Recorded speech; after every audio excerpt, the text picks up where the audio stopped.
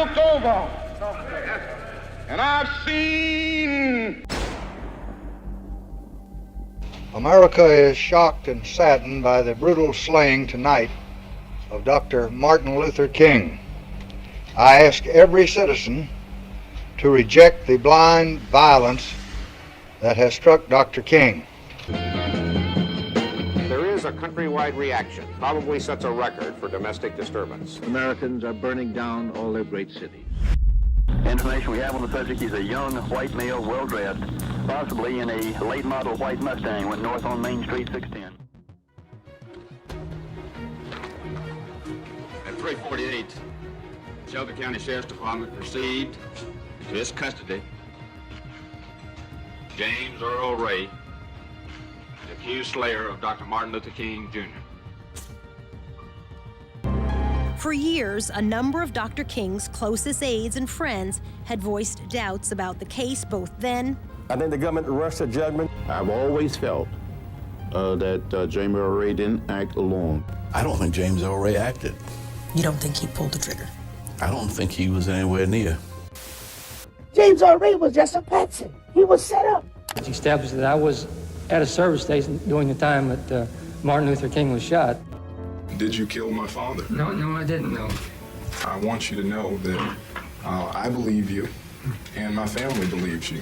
Now, King's daughter, Bernice King, spoke out exclusively to Vanity Fair today. She said, in part, despite the official narrative that the FBI and its then director, J. Edgar Hoover, crafted about Ray's role as the sole assassin, our family believes that Ray was not the assassin, but a scapegoat used by a large and powerful network, one that included informants whom the FBI recruited from within my father.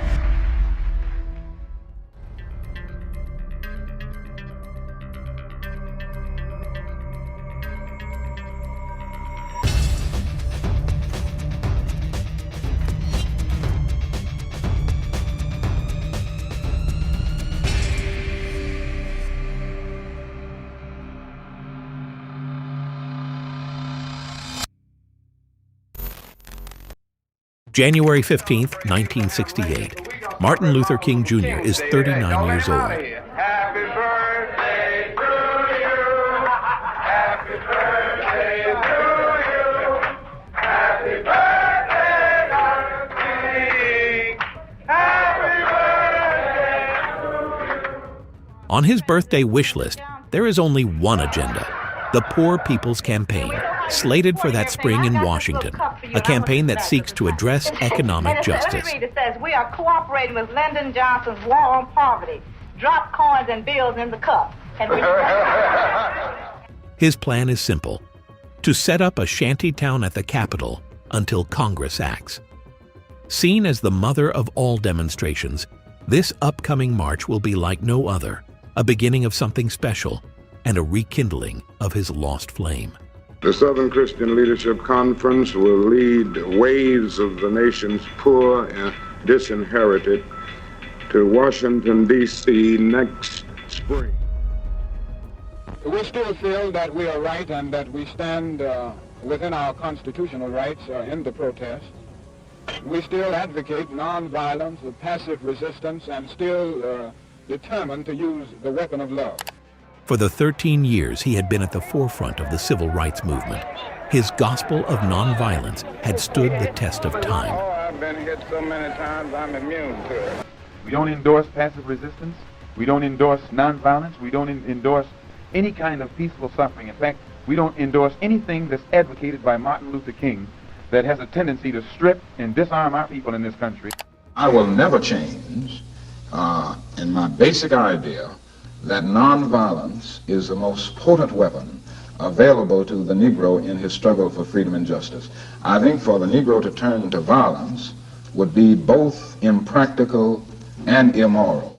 But it was not until April 4th, 1967, exactly 1 year before his death, that the storm truly began to beat down on him. Appearing at Riverside Church in New York City, King delivered the controversial Beyond Vietnam speech, in which he sharply criticized America's role in the war. I speak out against this war, not in anger, but with anxiety and sorrow in my heart, and above all with a passionate desire to see our beloved country stand as the moral example of the world. I speak out against this war because I'm disappointed with America. Believing he was fighting for the right cause, King pressed forward, even heading to the UN headquarters. Civil rights leader Martin Luther King leads the procession to the United Nations, where he urges UN pressure to force the U.S. to stop bombing North Vietnam. Although of many national origins, faiths, and shades of political opinion, are united in our conviction of the imperative need for an immediate, peaceful solution to an illegal and unjustifiable war. Fighting against racial inequality was one thing, but opposing your country on the international stage? An act of treason. Everybody attacked him. He was labeled a traitor, a Marxist, and an enemy trying to destabilize the country from within.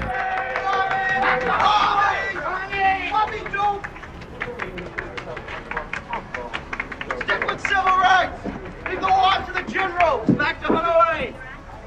For those who say to me, stick to civil rights, I have another answer. That is that I've fought too long and too hard now against segregated public accommodations to end up segregating my moral concern.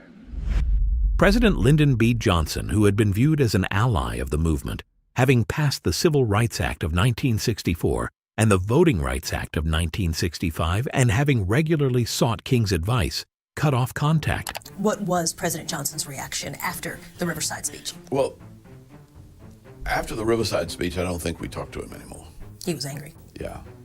A number of his close allies, including members of the media, also pulled away.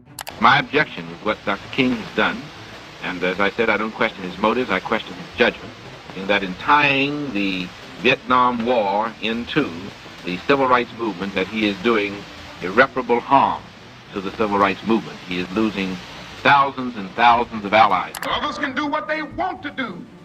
That's their business. Other civil rights leaders, for various reasons, refuse or can't take a stand or have to go along with the administration. That's their business.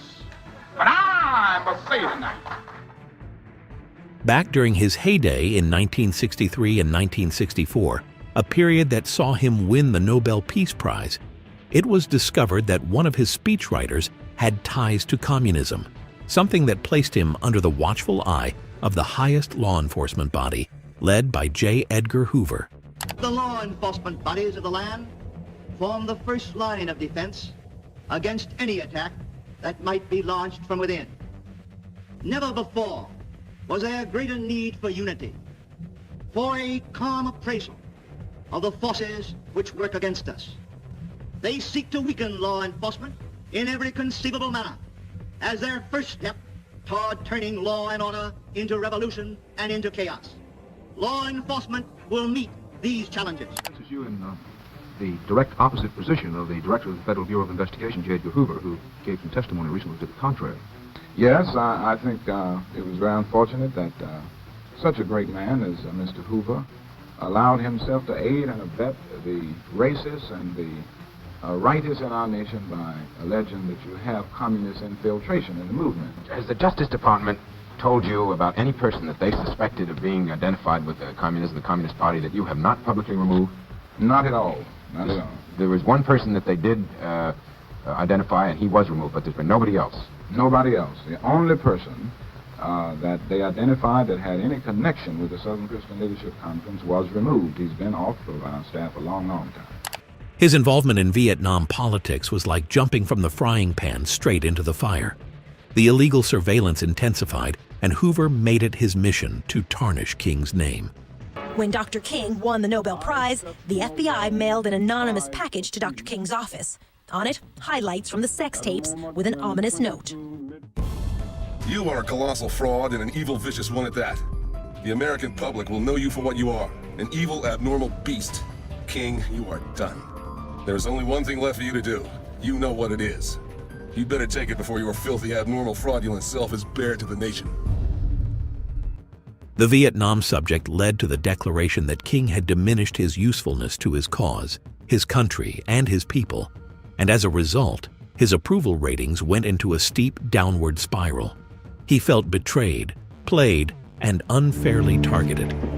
He said, many of my friends are turning on me, many of my Morehouse friends, my classmates. Preachers said I can't come in their pulpits because we shouldn't be engaged in the war. They applauded me. I told Negroes to be nonviolent. These same people are damning me when I say you ought to be nonviolent toward little brown children in Vietnam. During a period of soul-searching, trying to make sense of his calling and purpose, and to show the nation that the war and the civil rights movement were inseparably linked, the concept of the Poor People's Campaign was born. Begins to see that what was happening in Vietnam was also connected with poverty and connected with racism and classism. And that's when he begins to think about another march. And this march is going to be a march to transform the economic situation of people in this country. It was his way back into the limelight, a chance to reclaim his lost spark. And this time, his mission was to assemble not only Black Americans, but a multiracial army of the poor, an army large enough to set up camp and make enough noise at the Capitol come Judgment Day, forcing Congress to act. And really stand up to gain power for poor people, Black people, Mexican Americans, American Indians, Puerto Ricans, Appalachian whites, all working together to solve the problem of poverty. This will be no mere one-day march in Washington, but a trek to the nation's capital by suffering and outraged citizens who will go to stay until some definite and positive action is taken to provide jobs and income for the poor. He wasn't going down without a proper fight, and if he was to die on a hill where his conscience was clear, so be it. This had to work. It had to. We have to do it. For our own sense of dignity, our own self-respect, our own determination. But we can't do it if we don't give our all to it. Now, when we come to Washington, in this campaign, we're coming to get our check. This morning, I would like to use as a subject. On February 4th, 1968, exactly 60 days before his death, King delivered one of his most powerful sermons.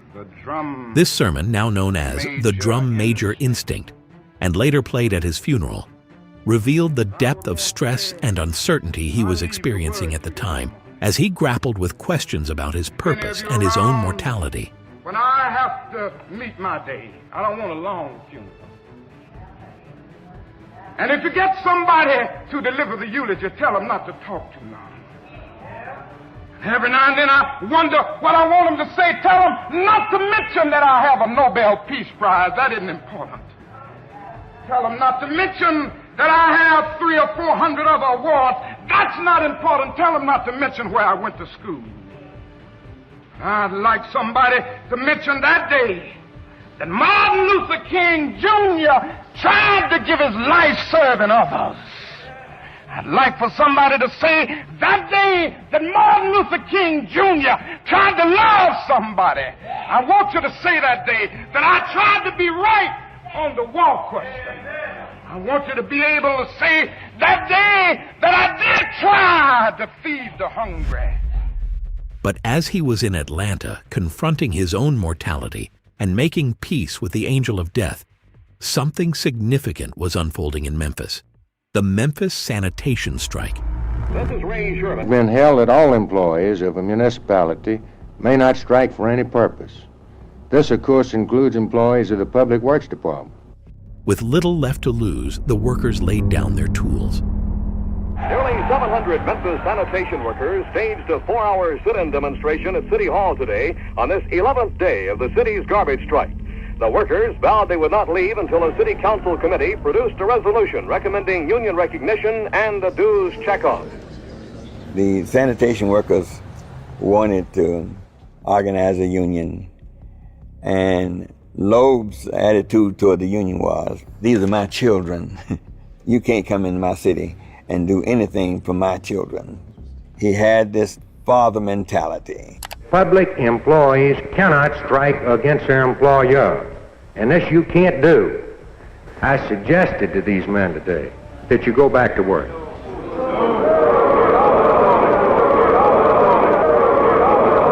Henry Loeb knew that he was going to convince those men to go back to work. He knew that they trusted him. He knew they believed in him. He knew they'd do what he said. And I don't know this, but I'll bet he was the most surprised man in the world when they said, no, no, no, we're not going back to work. Mayor Henry Loeb refused to meet their If the men do demands. not return to work immediately, we will have no choice but to employ others to protect the public. What began as a local labor dispute between black sanitation workers and the city's white power structure quickly evolved into a broader movement, one powerful enough to draw national attention. In the meantime, I had been talking with Dr. Martin Luther King about his support and about his coming in order to both identify the struggle with himself and to help the people in the community identify the struggle in terms of a nonviolent campaign. During his trying times, when he was at the crossroads, the universe had always sent clues that gave him that assurance that he was on the right track. I have always had something that gave me an inner sense of assurance and an inner sense of security in the final analysis, even in the moments of loneliness.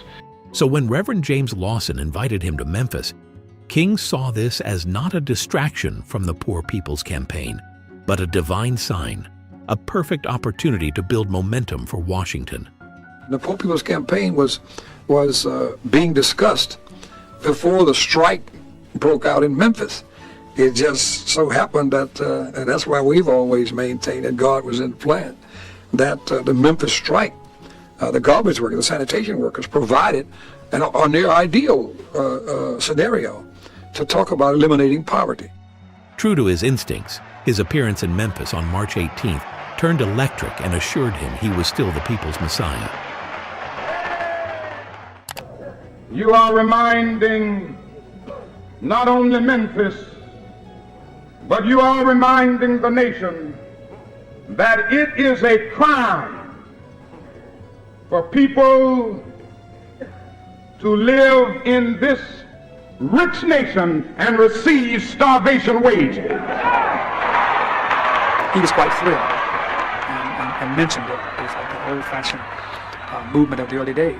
Because it had been a long time since you had gathered that many people together, at least 6,000, and they were all in harmony, and somebody wasn't shouting, Black Power or something else. People were in harmony, and he noticed that and was impressed by that and felt really good about it. I mean, it almost like vindicated him that the nonviolent era was not over. Encouraged, he even pledged financial support. The situation in Memphis with your staff before you came in, especially since it's in the midst of a very touchy sanitation strike. Well, I would be honest enough to say that I was completely caught with a miscalculation. The damage the city endured angered many, and the fact that King was rushed away from the scene as soon as the violence broke out raised questions about whether he was losing his grip on the philosophy of nonviolence.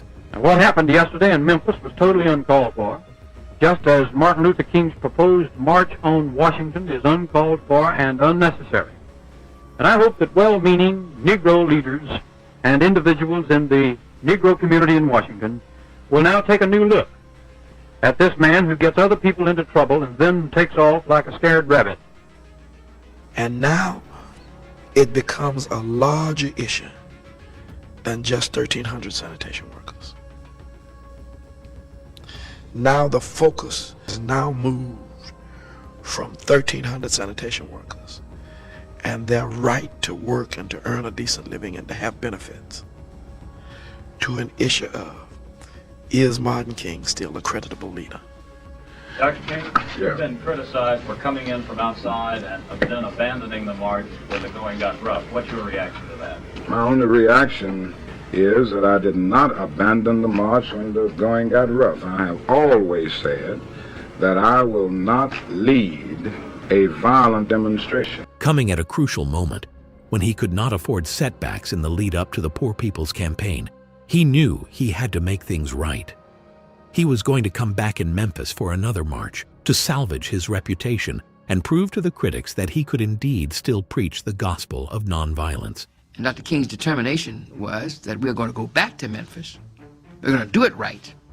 We're not going to allow provocateurs to destroy our movement. And then we're going to Washington. He was absolutely determined to come back and do it.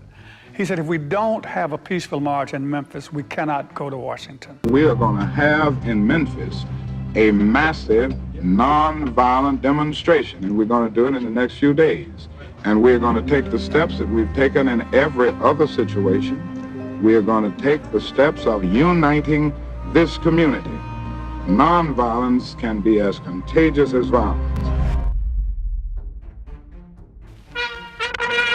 Welcome to the great city of Memphis, the nation's cleanest city. The city awaits the arrival of Dr. Martin Luther King today. King returned to Memphis, preparing for big date with Destiny, scheduled for April 8th. He plans to defy a federal court order which bans his second mass march in Memphis next Monday. At this time, we are committed to having another massive demonstration around this issue. The city obtained a court injunction. Would you obey it and not march? I'll have to cross that bridge when we come to it. I don't know exactly what we would do in that case. We have our legal advisors with us, and then, of course, we have our conscience to live with. And it's a question of whether we would go on the basis of what we think is a basic constitutional right. Determined to make amends after the chaos of March 28th, he checked into the Lorraine Motel, a black line in the press, after being chastised by the Memphis newspapers when he retreated to the Holiday Inn, Rivermont, to escape the riots that disrupted during the previous unrest. When violence broke out, King disappeared. King chose to hide out in the white-owned and operated Holiday Inn. He also met with leaders of the Invaders, a black militant youth group accused of fueling the previous riots. Paul, have you met with him?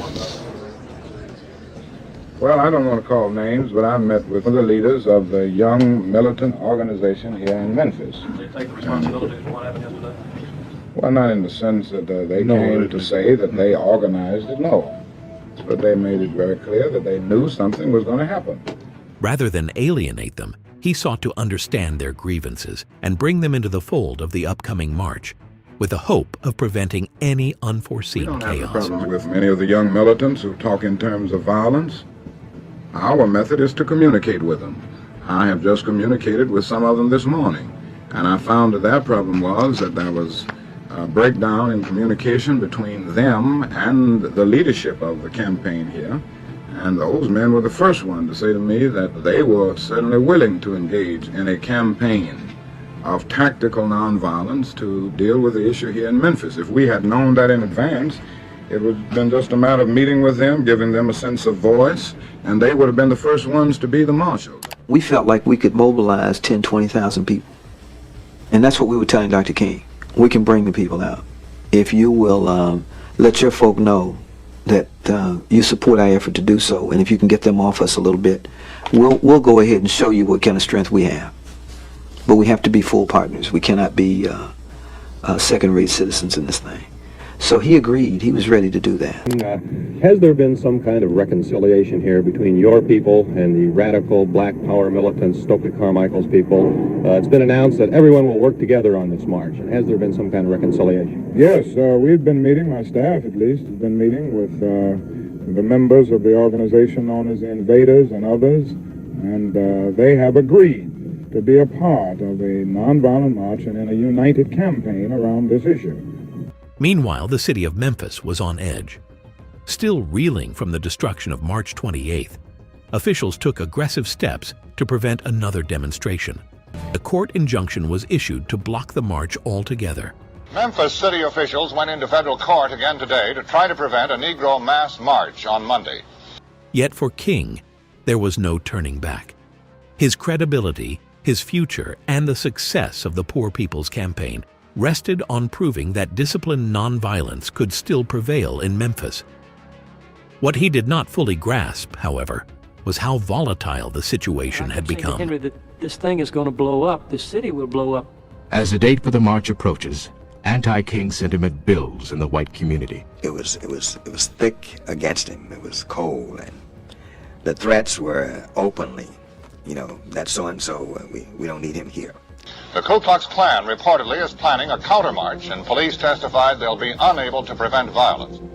Even before arriving in Memphis that morning, a bomb threat had delayed his flight. And I got into Memphis, and some began to say the threats, talk about the threats that were out. What would happen to me from some of our sick white brothers. Though no stranger to danger, having survived a stabbing in 1958 and numerous threats, King had been known to be that man with 9 lives. I've been threatened many, many times. There was a time that we received as many as 30 and 40 threatening calls a day. And of course, I received numerous threatening letters. My secretary has come to the point now that she doesn't show me most of these letters, but occasionally I come across them.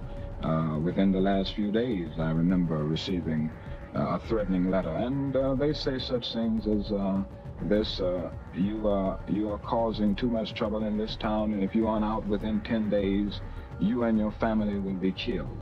Now, in Montgomery, our home was bombed twice, and I guess these were the most severe instances of violence that we confronted. But even today, we still confront threats through telephone calls and through the mail. We had been living with threats, and we always said that when it's real, nobody's going to tell you. However, this time things felt different. The tension was heavier, the risks more pronounced. Do you fear for your life? Not really. I face the fact that something can happen to my life. Ultimately, it isn't so important how long you live. The important thing is how well you live.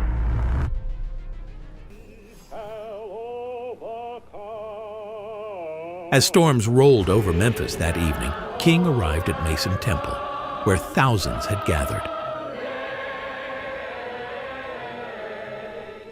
Though exhausted, unwell, and not scheduled to speak, he appeared before them. Visibly strained, carrying the weight of fear and fatigue, he delivered the chilling "I've been to the mountaintop" speech, with the haunting sense that his time on earth was nigh. 68, Martin Luther King.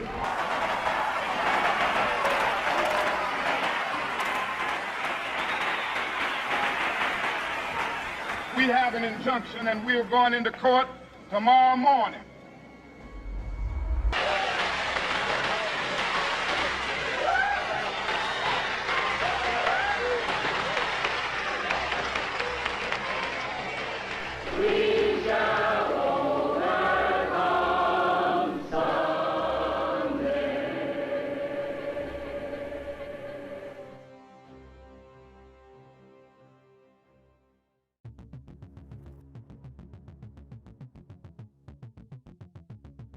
The next day, on April 4th, he was, surprisingly, in a jovial mood. Earlier that day, he met with members of the invaders. The morning of the 4th, we met with Dr. King at the Lorraine. Everybody wanted to see what he was expecting from the invaders. And even engaged in a playful pillow fight with Andrew Young, who had spent the day in court trying to get the injunction lifted. I spent most of the time testifying in the court. When I came back to the hotel, when I came in the room, he said, "Where have you been?" And he threw a pillow at me. And I was trying to tell him, that I'd been in court all day. And he said, "Don't you know you can't stay in court? You're supposed to report to me. You're supposed to let me know what's going on. I've been worried all day long." And he kept throwing pillows at him, so I started throwing them back at him. And the next thing you know, they had all jumped on me and put me down between these two beds and piled the pillows on top of me. And it was just childish play. What followed, however, can best be described by those who were present. I went to 306, and I said, "It's 5 o'clock, guys, we gotta go." He said, "Oh no, we called the house, and your wife said dinner's at 6. And so we stood together. He was here, and I was here. "Let's go." And I walked. He was leaning over the rail, talking to Jesse. I was coming across the courtyard, and from the balcony, Dr. King said, "Jesse, you don't even have on a tie." So I said, "Dr. King, a prerequisite for eating is an appetite." He said, "You're crazy." We laughed. And Ben Branch was a musician who had the Breadbasket Band. And Dr. King said to him, I want you to play Precious Lord. And I want you to play it real pretty for me.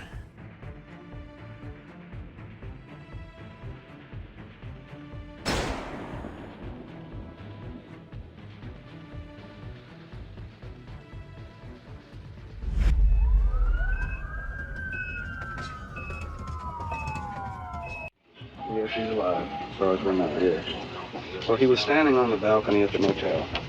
Despite the urgent and desperate efforts of doctors at St. Joseph's Hospital to revive him, at 7:05 p.m., at just 39 years old, King, the pioneer of nonviolence, the voice that gave people hope and a dream, was pronounced dead. Martin Luther King Jr. was killed tonight in Memphis, Tennessee, shot in the face as he stood alone on the balcony of his hotel room. Violence broke out across America as the search for the man responsible continued. Perhaps one of the ironies that Dr. King was killed here is that his last few days were spent trying to negotiate with the militants in Memphis and elsewhere, hoping to find some agreement, some way that they could all work together. As expected, numerous theories emerged surrounding his death. Some claimed that James Earl Ray was merely a patsy in a larger conspiracy. I think it came from the ground up. I really think it came from the ground up. James Earl Ray was just a patsy. He was set up. Who in the world gonna shoot a gun and kill Dr. King and run out the building and leave the gun on the sidewalk? That was not the gun. Others raised suspicions about Jesse Jackson and the tie issue, and the alleged Freudian slip by Billy He stood here Kyles. and I stood there, only as I moved away so we could have a clear shot. The shot rang out. Though claims argue he was taken out of context. There were also claims that the fatal shot came from the bushes, with allegations that the area was cleared the next day to destroy evidence. Were cut back. When I questioned the guy who was the head of the Public Works Department, I said, who ordered you to cut down the bush? He said, I was ordered immediately to get a team down there to work with the police first thing the next morning to just clean that whole place. Some suggested a government plot, arguing that King had become too influential and was planning to run for the big office. Others alleged involvement by the FBI, claiming it sought to prevent the Poor People's Campaign, and that King was allegedly blackmailing the government. Well, I say it is frightening, and it should be frightened to the entire American people that he has demanded $10 billion. And if he doesn't get it, then there may be riots this summer. Martin Luther King is nothing but a blackmailer, and he should be arrested for blackmailing because he certainly has blackmailed the United States government. Still more extreme theories even claimed he did not die from the gunshot, but was instead smothered in the hospital, an assertion lacking credible evidence. What do you think transpired? Who do you think was behind his death, and why?